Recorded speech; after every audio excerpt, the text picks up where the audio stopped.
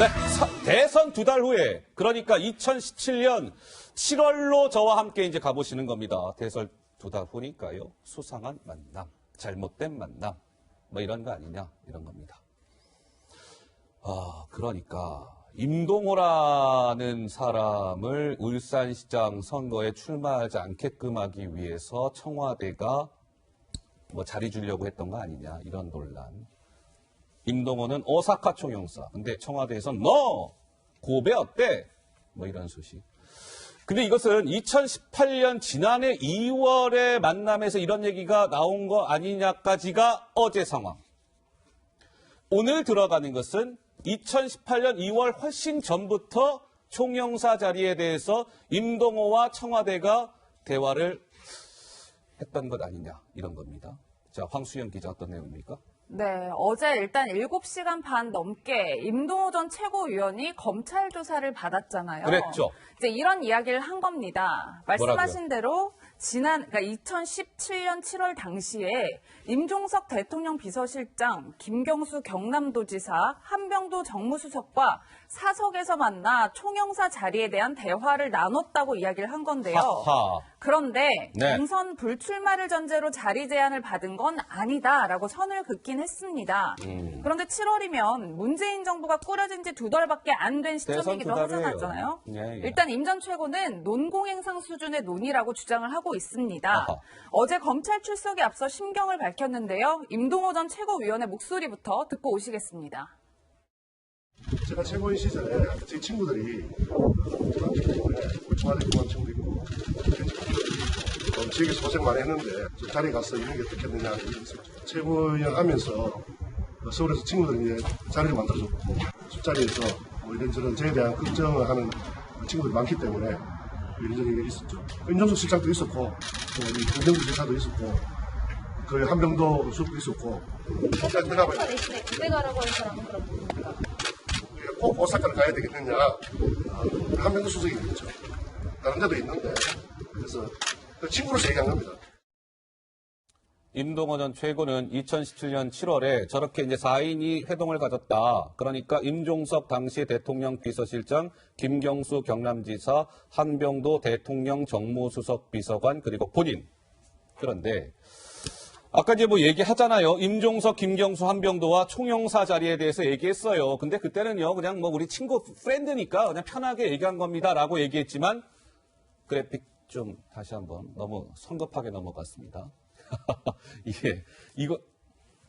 자, 하정대 국장 어떻습니까? 이게 4인 회동 시점은 대선 2달 뒤고요. 그렇죠? 예. 그리고 4인 회동 내용은 뭐 편한 자리였다고는 하지만 이게 총영사 자리가 언급됐단 말이에요. 그럼 어떻게 봐야 될까요? 지금 사진 보면은 한 10명 좀 가까이 되잖아요. 그러니까 지금 아까 나온 4명뿐만 아니고 한 10여 명이 같이 이제 뭐 평소에 한 15명이 모이는 자리라고 하는데 그때 이제 7월에 한 10여 명이 모였다고 그러는데 저기서 이제 뭐 꼭 불출마를 조건으로 해서 그 자리 얘기를 했던 건 아니다 하는 거는 뭐 그럴 수 있어요. 뭐 그러나 지금 보면은 거기서 만약에 거기를 안 나오면은 오사카 총영사 자리를 좀 주라. 거기 좀 너무 센 자리 아니야? 그러면 저 고베 자리로 가야지. 이제 일본의 총영사 자리가 한 10여 개 됩니다. 예. 그중에 이제 오사카 자리는 거의 3대 좋은 아주 노른자위 총영사 자리고요. 고베 같은 경우는 한 7, 8위 되는 자리예요. 예. 그러니까 이미 거기에 얘기하는 수준으로 보면 매우 구체적으로 들어간 거예요. 구체적으로 들어갔다? 예, 즉 다시 말하면 내가 울산시장을 출마를 안 한다고 한다면 이런 자리를 구체적으로 달라고 하는 얘기가 왔다 갔다 한 걸로 봐서 어이구야. 비록 대선 끝난 지 20개월뿐이 안 됐지만은 술자리에서 이런 사람들이 선거와 관련해서 매우 구체적인 이야기를 했다. 매우 부적절하죠. 왜냐면요. 예. 선거를 하려면은 공당에서 원칙과 기준에 따라서 공천을 해야 되는 거 아니겠습니까? 당연한 것이죠. 그렇죠? 그리고 당연한 당내도 것이죠. 경선이 원칙 아닙니까? 당연한 것이죠. 그런데 그거를 다 무시하고 술자리에서 몇몇끼리 아는 사람들끼리 그것도 청와대에 있는 핵심 자리에 있었던 사람을 포함해가지고 거기서 당신 여기 나가지 말고 다른 데 나가면 내가 이거 줄 테니까 어때요? 그러니까 그것도 좀 약하고 나 이거 줘. 이렇게 얘기했다는 거 하는 것은 예. 이거는 그 자체가 무슨 공천의 뭐 대가냐 아니냐를 떠나서 매우 부적절했다라고 말할 수밖에 없습니다. 자, 그러면 여기에서 또 한 걸음 더 들어가 보겠습니다. 그래픽 좀 주세요. 자, 이게 무엇을 의미하는 걸까요? 제가 그래픽 좀 잠깐 설명을 드린 이후에 김근식 교수님의 좀 답을 듣겠습니다. 이런 거예요. 2017년 7월에 지금 방금 얘기한 거, 그 4인 회동에서 총영사 자리가 논의됐다는 것은 임동호 입을 통해서 확인이 된 거예요. 그렇죠? 그러면 2018년 2월, 그로부터 몇 달 후입니까? 7개월 정도 후가 되겠군요. 그렇죠? 2018년 정확히 날짜까지 말씀을 드릴까요? 2월 23일입니다. 청와대에서 이 임동호가 한병도 대통령 정무수석과 또 만나요. 그리고 나서 총영사 자리를 또 논의합니다. 임동호가 나 오사카 주세요, 총영사. 한병도 수석은 오사카 넣으면 안 되고요. 저 고베 어때요? 이거 또 논의가 된 거예요. 두 가지 공통점이 있죠. 2017년 7월과 2018년 지난 2월과 뭐가 공통점이에요? 한병도라는 정무수석이 등장해요. 또 뭐가 하나 공통점이에요? 임동호 총영사 자리가 논의됐어요. 청와대가 선거에 직접 개입한 정황이 낮아진다? 높아지고 있다. 어떻습니까? 저 두 회동, 두 만남이 전반적으로 이제 부적절하다는 이야기는 아까 우리 하국장이 하셨고요. 근데 예. 2017년 7월에 4명이 만나서 이야기를 한 것은 제가 볼 때는 정서적으로는 이제 그동안에 정권 출범한 지 2달밖에 안 됐으니까 울산에서 민주당을 지키고 출마를 계속해서 낙선했던 사람에서 또 같은 전대 동지들이거든요. 모여서 그러니까 힘을 북돋아주는 그런 차원에서 이해가 될 수도 있어요. 고생했으니까 뭐 어디 한번 자리를 한번 만들어 볼까 이런 이야기 할 수 있겠죠. 예. 그러나 그것 역시도 이른바 정권이라는 것을 전리품으로 생각하는 나눠먹기라는 그런 부적절한 비판을 피할 수가 없고요. 아하. 또한 그 자리에 보인 사람이 비서실장, 정무수석, 현역 국회의원이란 말이에요. 예. 이런 분들이 그런 인사와 관련된 이야기를 할 수 있는 것은 직무 범위 바깥에 있는 겁니다. 그러니까 물론 격려 차원에서 덕담을 했다고 하는 거 지나갈 수 있지만 굉장히 부적절한 건 맞고 예. 그러나 더 중요한 것은 더 중요한 건- 앵커께서 말씀하신 예. 2018년 2월에 한병도 수석과 임동호 이 전 최고위원의 만남이죠. 저건 어허. 청와대 들어가 직접 만났다는 것이고 예. 시점이 저 때는 이미 임동호 전 최고는 선거 시장 출마를 하려고 준비하고 있었던 시간입니다. 네. 그러니까 이미 출마 후보자로서 유력하게 이야기가 되고 있었고 그다음에 저 때는 이미 6월 달에 지방선거를 앞두고 송초로 시장으로 만들기 위해서 전반적인 계획이 다 진행되던 때 아니겠습니까? 하하. 그럴 때 정무수석이 불러가지고 이야, 이거- 오사카 말고 고베 어때라고 고베 어때? 이야기했다는 것은 지금 임동호 전 최고가 말한 것처럼 출마를 포기하는 걸 전제로 한 건 아니다라고 강조하는데 아니 2018년 2월에 불러가지고 고베 가보세요 그러면 6월 달에 지방선거 출마할 수 있습니까? 없습니까? 그건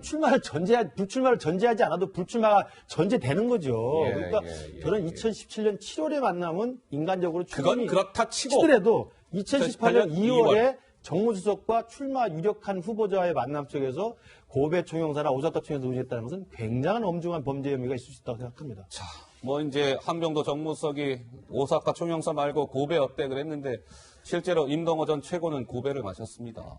그렇죠? 예, 출마 못하게 됐어요. 자, 오창석 평론가께 한번 여쭤보겠습니다. 지금 1년에 지금 이런 여러 가지 의혹들, 그러니까 청와대가 자리를 주고 임동호를 내려앉게끔 한 것 아니냐, 이 지금 정황들이 좀 속속 드러나고 있다라는 이번 의혹에 대해서 오 평론가는 어떻게 바라보고 있습니까? 저는 일단 기본적으로 이제 공직선거법상 이게 뭐 네. 대가성이라든지 이런 것이 입증되려면 기본적으로 친소 관계가 없었어야 됩니다. 아하. 그런데 그 사람들과 이미 친분 관계를 맺어왔었고 그리고 임동호 씨 같은 경우는 울산시당의 시당위원장이었습니다. 그래서 권역별로 최고위원이었던 것이죠. 민주당의 원래 주요 원내 지도부와 잘 알던 사람이에요. 그래서 충분히 자리라든지 이런 거 논의할 수 있다. 예를 들어서 대통령이 지금 문재인 대통령이 탄핵 때문에 인수위 없이 바로 임기 시작하지 않았습니까? 그렇습니다. 다음 날 대통령 비서실장 임종석 실장 바로 임명됐어요. 민정수석 바로 임명됐어요. 그러면 그 전에 사전 논의했겠죠.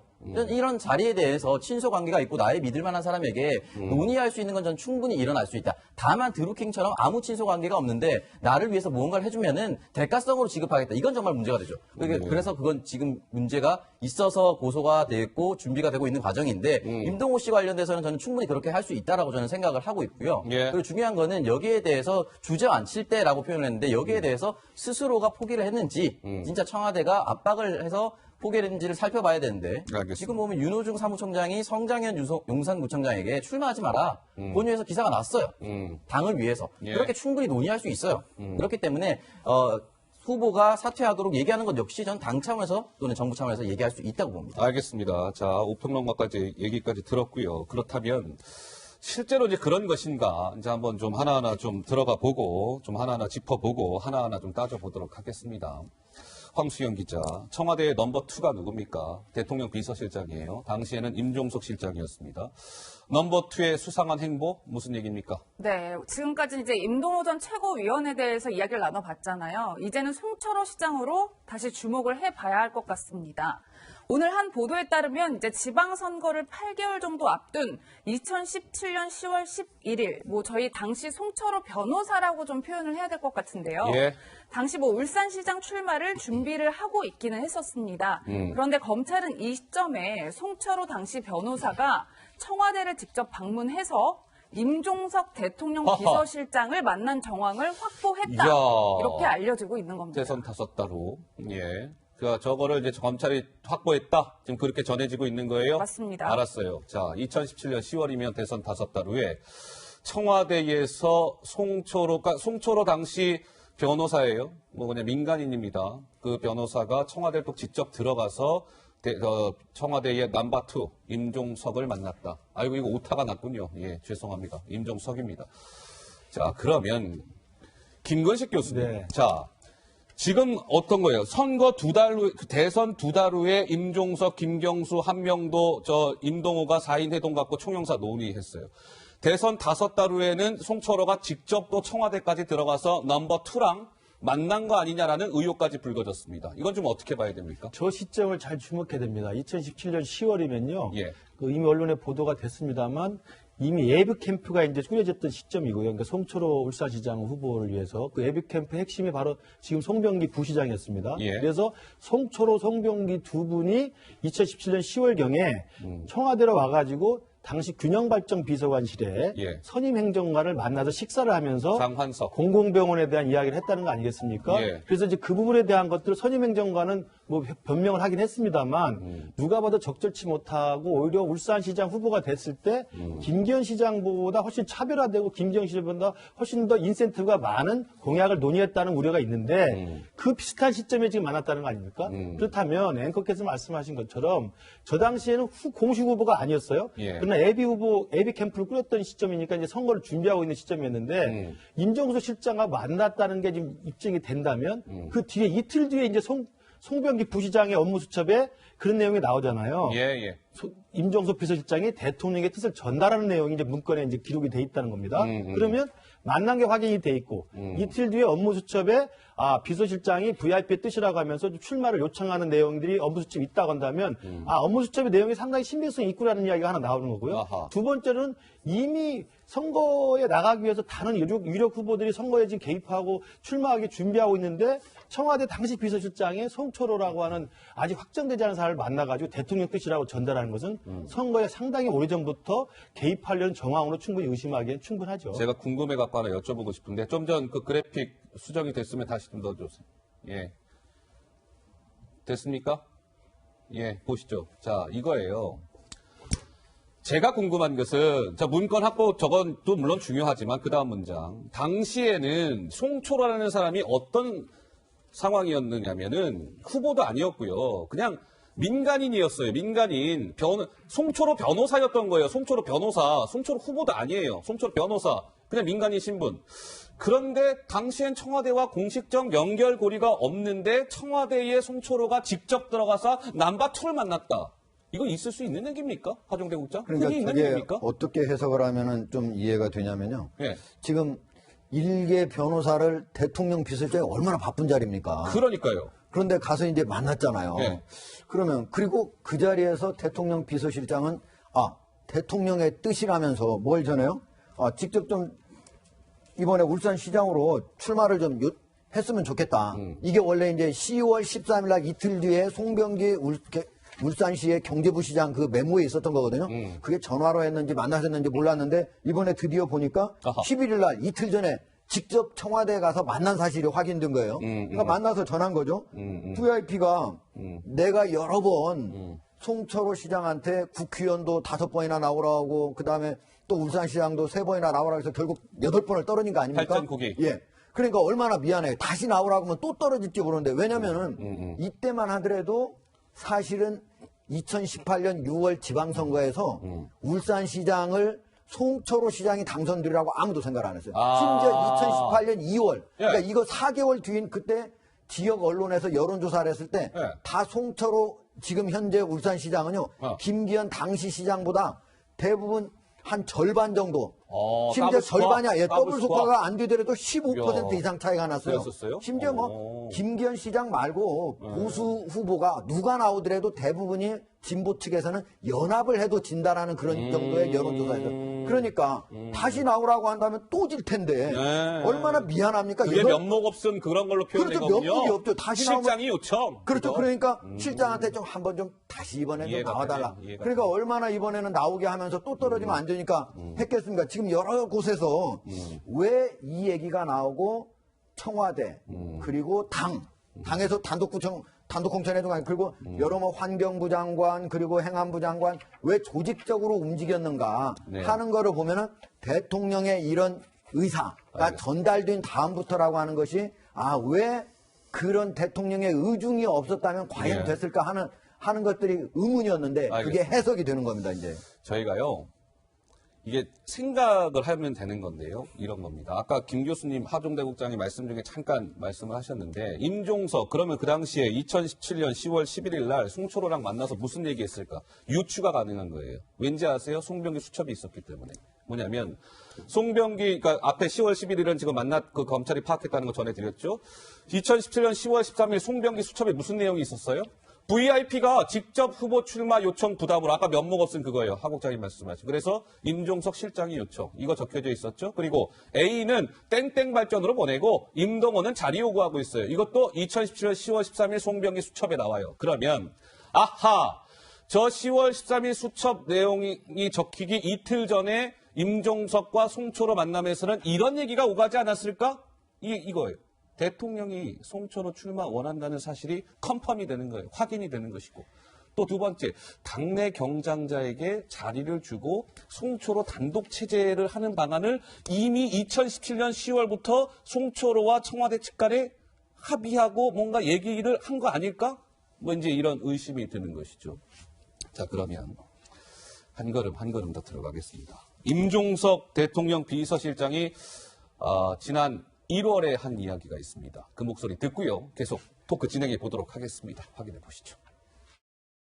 대통령의 초심에 대해서 꼭 한번 말씀드리고 싶었습니다. 문재인 정부가 국민의 기대 수준만큼 충분하지는 못할 것입니다. 그러나 지난 20개월 동안 대통령의 초심은 흔들린 적이 없었습니다. 문재인 정부가 탄생한 이유 그리고 당신에게 주어진 소명과 책임을 한순간도 놓지 않으려고 애쓰시는 모습을 옆에서 보면서 안타까웠던 적이 참 많았습니다.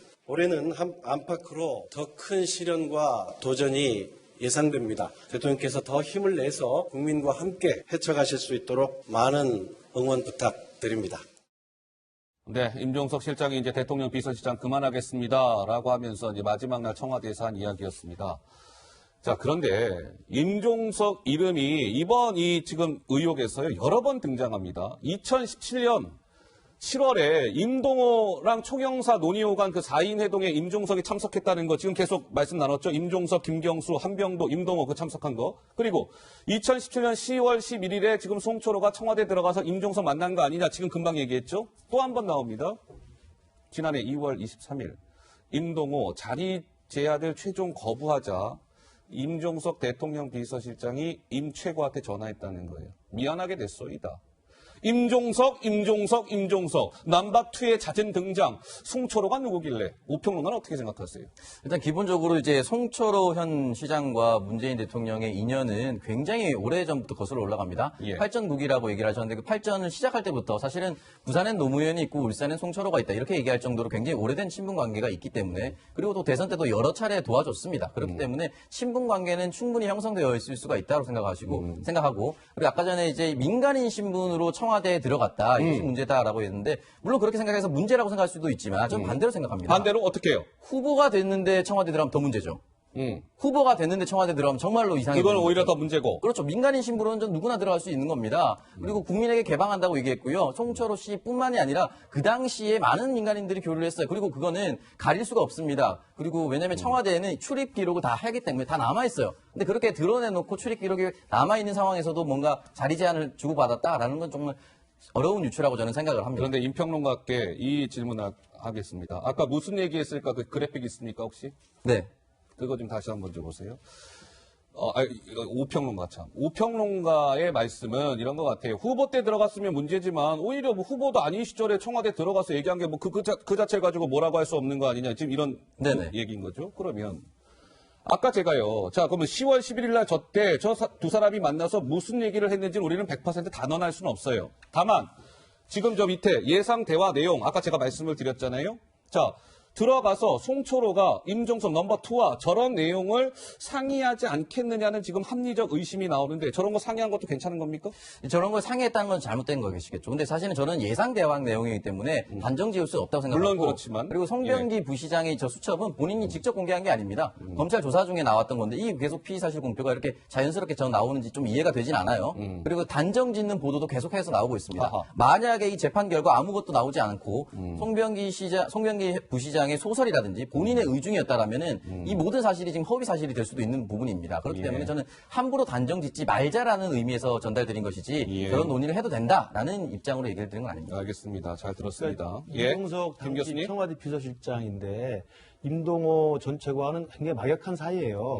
같이 학생운동을 했기 때문에 사석에서 뭐 편한 관계겠죠.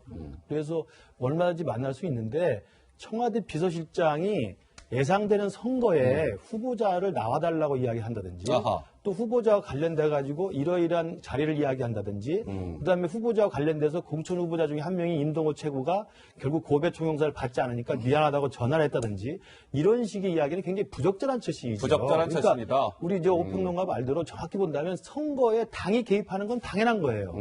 이해찬 당대표나 추미애 당대표나 당 지도부가 이거 복잡하니까 그다음에 우리 내부에 우리끼리 싸우면 너무 경쟁력에서 정부 훼손이 많이 되니까 우리끼리 내부 교통 정리를 하자. 아하. 그래서 아까 성장현 용산구청장 같은 경우 오히려 지자체장으로서 이걸 지켜다오라고 요구할 수 있어요. 그런 당에서 하는 거하고 청와대는 국가 권력의 최고 상급 기관입니다. 그리고 대통령 공직자로서 선거의 중립을 가져야 됩니다. 당연하죠. 노무현 대통령도 우리 여당 의원들 많이 당선시켜 주세요. 그 말 한마디에 탄핵까지 갔던 그런 바 사람이에요. 있죠. 그러니까 청와대 비서실장도 비서실장이 할 수 있는 것은 밑에 있는 수석들 통해 가지고 국정 전반에 대한 이야기와 당정 간의 협조를 이야기하는 것이지 자기 당 후보로 나올 사람이거나 후보로 뛰고 있는 사람과 관련해서 이러이러한 선거 관련된 개입을 하는 것은 엄중한 법 위반이에요. 그러니까 예, 그 이야기를 알겠습니다. 좀 문제 삼고 있는 거죠. 자, 오늘 김기현 전 울산시장이 시청자 여러분 기자회견을 가졌습니다. 그 석동현 본인의 그 변호인과 함께.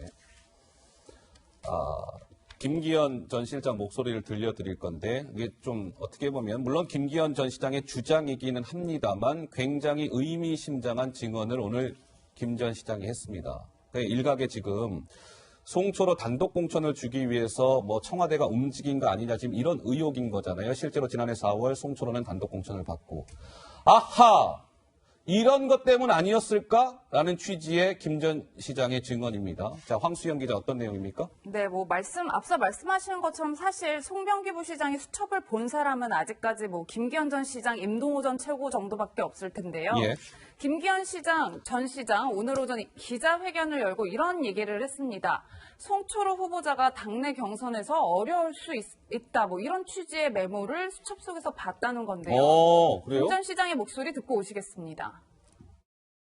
내부 경선을 통해서 후보를 정하게 되면 이 송초로 후보가 불리하다라고 하는 내용이었습니다. 그럴 수밖에 없는 것이 김동호, 심규명 후보는 오래전부터 권리당원을 모집해서 자신들에게 우호적인 사람들을 많이 권리당원으로 확보하고 있는 상태였고 민주당의 내부 경선을 들어오게 하면 권리당원의 참여율이 매우 높게 되기 때문에 거기에서 유리한 이유가 결정적으로 승패를 좌우할 수 있습니다. 그 점에서 보면 송초로 후보에게는 매우 늦게 민주당의 입당이 있을 뿐더러 민주당의 뿌리를 가지고 있고 별로 그렇게 길지가 않아서 이 당도 갔다가 저 당도 갔다가 무소속도 했다고 했기 때문에 아마 내부 경선을 통해서 한다면 권리당을 확보해서 불리한 송초로 후보에게 상당히 나쁜 영향이 있을 것이다라고 판단했던 것은 우리 상식적으로 봐도 당연한 판단이고요.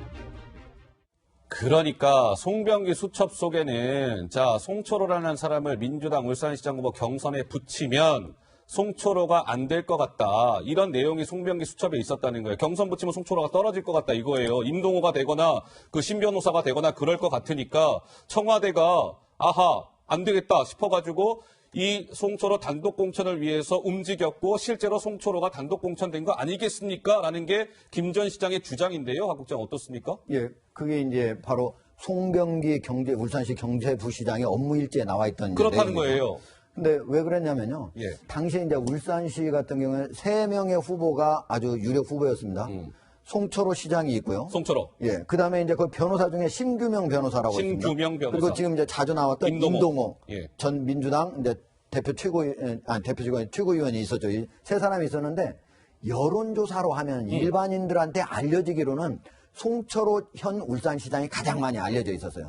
그건 사실이에요. 네. 그건 1위인 건 맞아요. 그러나 송철호 시장은 저기에도 보지만 무소속도 했었고 민주당에만 있었던 게 아니라 다른 당에도 있었고 왔다 갔다 했기 때문에 민주노동당에도 있었어요. 그렇죠. 민주노동당. 그렇기 때문에 어떻게 돼요? 더불어민주당 내에서 예. 권리당원이 적었던 거예요. 그게 50% 아닙니까? 맞아요. 그러니까 그거를 두 개를 합쳐놓으면은 여론조사에서는 이길 수 있지만은 그 안에 권리당원. 당내 경선에서 잘못하면은 뭐 이길 수도 있고 질 수도 있는 건데 이게 자칫하면 떨어질 수도 있다라고 판단을 한 거예요.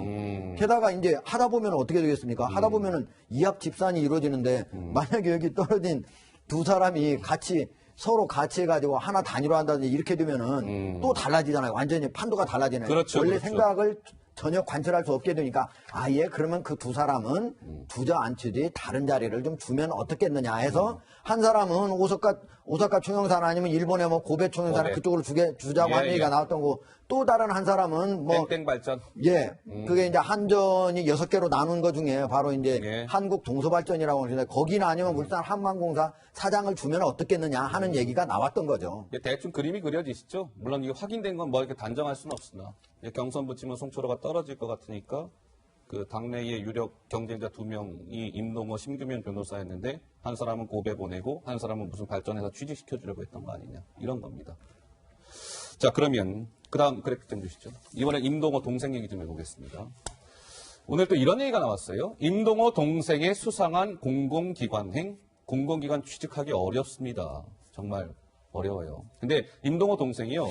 지난해 지방선거 직후에요. 6월 22일, 그러니까 선거가 끝난 9일 후가 되겠군요. 6월 22일 날 한국산업안전보건공단 상임감사에 임명이 됩니다. 그런데 이 임동호 동생은요. 민주당 울산시당에서 활동한 거 말고는 관련 이력이 있다?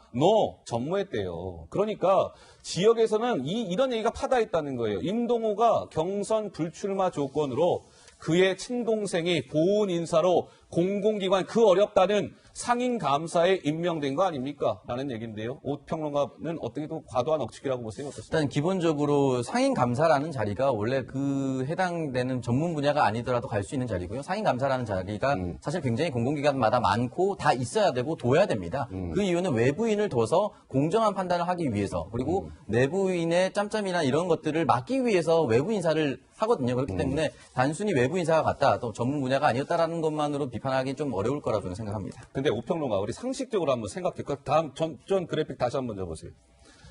임동호라는 동생이 예를 들면 저 산업안전보건공단이나 뭐 이런 데에 관련 이력이 있으면 저는 갈 수 있다고 생각해요. 왜 뭐 임동호 동생이라고 가지 말라는 법이 어디 있어요? 그러나 저 분야랑은 전혀 관련이 없는 그런 이력이 전혀 없는 임동호 동생이 선거 직후에 선거 9일 후에 상임감사에 임명된 것은 우리 그냥 일반 국민들의 관점과 기준으로 봤을 때는 무언가가 있지 않을까라는 합리적 의심이 드는 건 어쩔 수가 없는 거예요. 어떻게 보십니까? 근데 저는 사실 뭐 첫 직장을 가지는 사람들의 입장을 좀 반영해 보고 싶은데요. 예. 뭐 취업 준비생이 그 직군에 관련된 꼭 경력직만이 되어야만 신입사원이 될 수 있느냐? 저는 그렇지는 않다고 보거든요. 아하. 충분히 가기 전에 논의가 될 수 있는 부분이고 거기에 대한 준비를 철저히 했을 것이기 때문에 대통령도 처음 하기 때문에 인수위를 두지 않습니까? 그렇기 때문에 상임감사 역시 비슷한 자리라고 저는 생각을 하고 또 내부 경선을 얘기하시는데 내부 경선에 불리할 수도 있다라고 보고 이렇게 임동욱이 만약에 보훈 인사로 갔다 이렇게 얘기할 수 있는데 노무현 대통령이 대선 예비 경선 때 누구도 1등 할 거라고 예상하지 않았습니다. 예. 노무현 당시 후보에게 굉장히 불리했지만 뒤집었거든요. 그렇기 때문에 이것과 바로 직결시키는 것도 좀 무리가 있다고 생각합니다. 예, 김 교수님? 우선 그 첫 직장은 자기가 이제 골라서 갈 수 있기 때문에 전문성이 없어도 이 산업안전보건공단 갈 수 있다고 말씀하시는데 그 동생분이 첫 직장으로 갔을 리는 없고요. 그다음에 공공기관 상임감사를 첫 직장으로 취업준비생이 하는 것처럼 가는 건 절대 아니죠. 그건 너무 억측을 갖다 대는 거고요.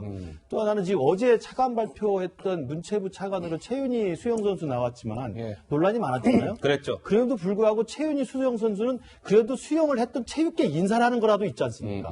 물론 보훈 인사하고 또 회전문 인사라고 챙겨주기 인사라고 비판을 받음에도 불구하고 예, 예. 그나마 될 수 있는 논리적 근거라도 하나 있었는데 지금 임동호 전 최고의 동생이라는 분이 산업안전보건과 아무 관련이 없고 직무와 관련된 전문성이 경력이 없대요. 없고 경력이 없는데 예, 예. 지방선거 직후에 상임감사 자리는 비서 나오고 차가 나오는 자리입니다. 아이, 상당히 어마어마한 높은 자리예요. 자리죠. 예, 예. 그게 무슨 취준생들이 취업 준비해서 시험 봐서 들어가는 데가 아니잖아요. 네, 요 얘기를 이 꼭 드리고 부분에 싶은데. 대해서는 정말 이건 너무나 국민들 눈높이에서 봤을 때는 오비 일학이라고 이상할 수밖에 없는 그런 합리적 상황이죠. 오평론가 하실 말씀 있으세요? 네네. 사실 이제 뭐 지금 방송이 서울에서 나가서 서울 주민들이나 다른 지역 분들 잘 모를 수가 있는데 임동호 씨 동생이 박맹우, 송철호와 함께 무소속으로 국회의원 출마했습니다.